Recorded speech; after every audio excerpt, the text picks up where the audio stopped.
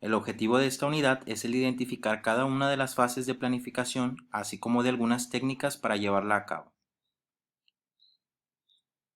La planificación como un proceso conlleva varias etapas, las cuales son aplicables tanto en la planificación a largo como a corto plazo y tanto en lo estratégico como en lo operativo.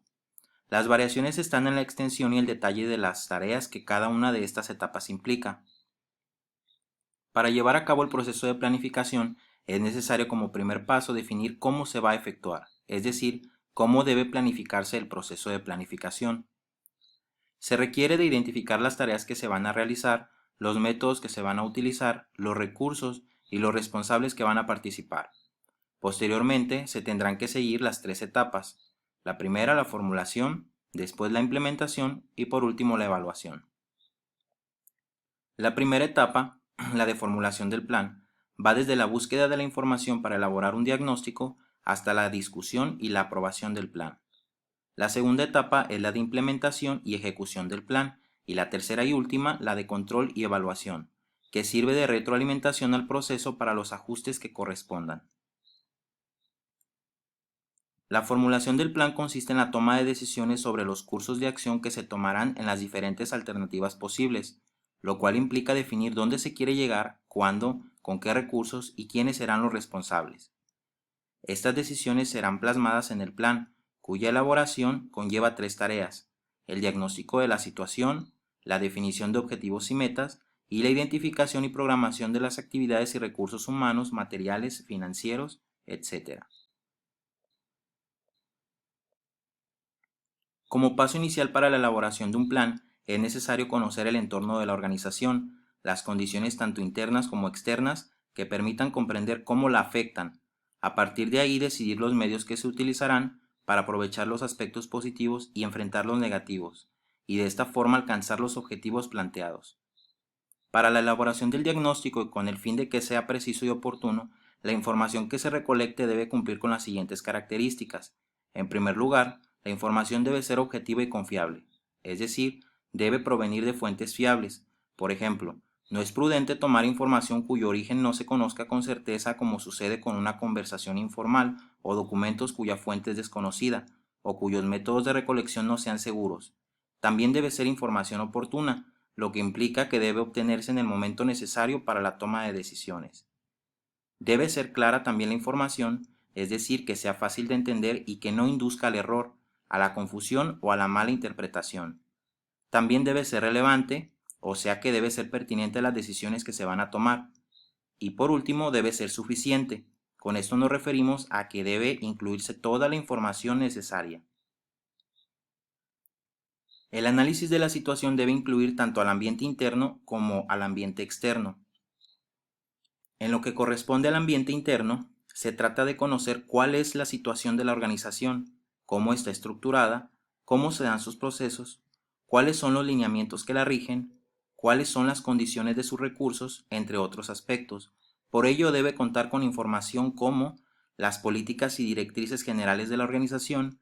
Estas son las pautas generales sobre la prestación de servicios, así también sobre la organización administrativa, que son las líneas de coordinación con otras instancias, líneas de mando, sistemas de información, responsabilidades legales, procesos de trabajo, normas o procedimientos.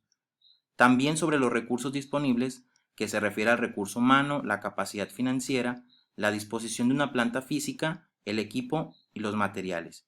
Y por último, las condiciones de su oferta de servicios.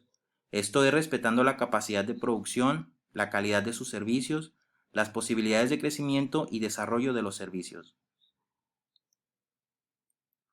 En lo referente al entorno exterior, es necesario conocer las condiciones de la comunidad donde está ubicada la organización, pero además las del país en general, que también le afectarán, así como los elementos políticos, sociales y económicos que afectan la situación de salud de la población y que producen algún impacto sobre la demanda de servicios.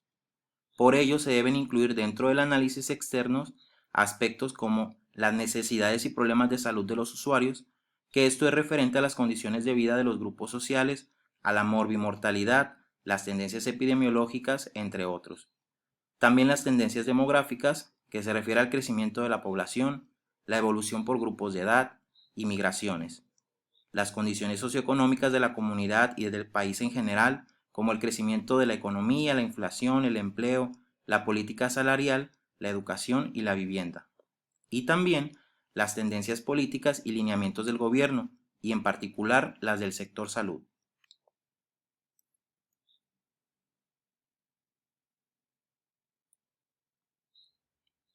El análisis de situación de la organización constituye un insumo para el diagnóstico general, pues mucha de la información que se requiere ya ha sido recolectada. El FODA, o sea, fortalezas, oportunidades, debilidades y amenazas, es una herramienta comúnmente utilizada para el análisis de la situación.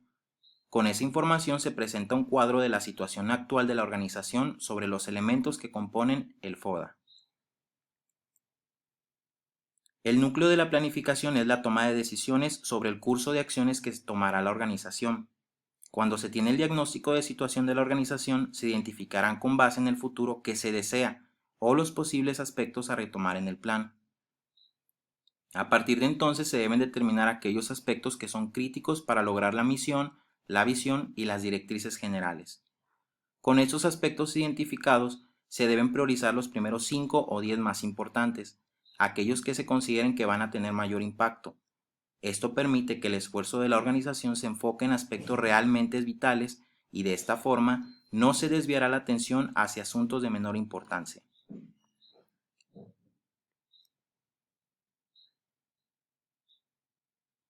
El objetivo se define como la descripción de un deseo general que se intenta lograr, el cual debe ser enunciado en forma clara, realista y breve, así como ser razonable, medible y traducible en acciones.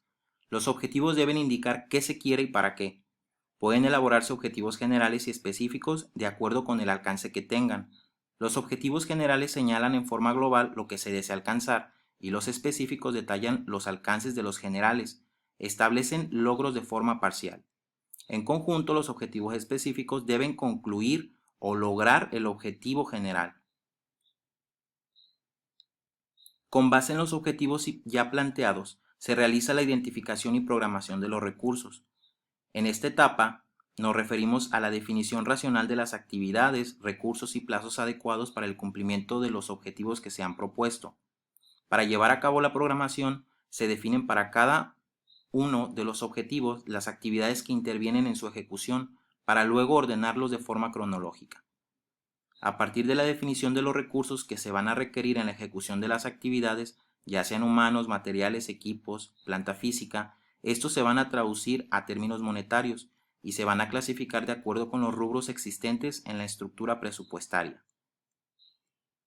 La ejecución del plan es el final lógico esperado, es decir, el plan se elabora con el fin de ponerlo en práctica. En el sentido estricto de la administración, la ejecución del plan ya no es parte del proceso de planificación, sin embargo, su importancia es tanta como la elaboración del plan. El éxito o fracaso de la ejecución del plan se mide mediante el control y la evaluación del cumplimiento de sus objetivos y metas. No obstante, para llevar a cabo el control y la evaluación, antes es necesario la definición de los indicadores, que son los que señalan la forma en que se medirá el avance en el logro de los objetivos y las metas. Para cada meta propuesta se debe establecer al menos un indicador que permita medir el avance de su alcance. La formulación del indicador implica dar respuesta a las siguientes interrogantes. En primer lugar, nos vamos a preguntar, al finalizar el periodo, ¿qué resultado concreto se espera obtener? ¿Cómo saber si se ha logrado la meta o el objetivo? ¿Qué se debe medir? ¿Dónde es conveniente hacer la medición? ¿Cuándo hay que medir? ¿En qué momento? ¿Con qué frecuencia? Y por último, ¿cómo se va a medir? Hay varios tipos de indicadores, lo que depende del momento del proceso que se desee evaluar. Se clasifican principalmente en indicadores de proceso, de resultado y de impacto. Los indicadores de eficiencia, gestión o procesos permiten la medición del uso de los recursos relacionándolos con la producción, es decir, buscan medir el rendimiento del uso de los insumos. En cambio, los indicadores de cumplimiento o resultados pretenden medir la conclusión de una tarea, señalando el grado de consecución de los objetivos y las metas. Y por último, los de impacto buscan medir el aporte de logro de los objetivos y metas sobre la situación inicial antes de su implementación, es decir, cuánto se modificó la situación inicial por la intervención que aplicamos.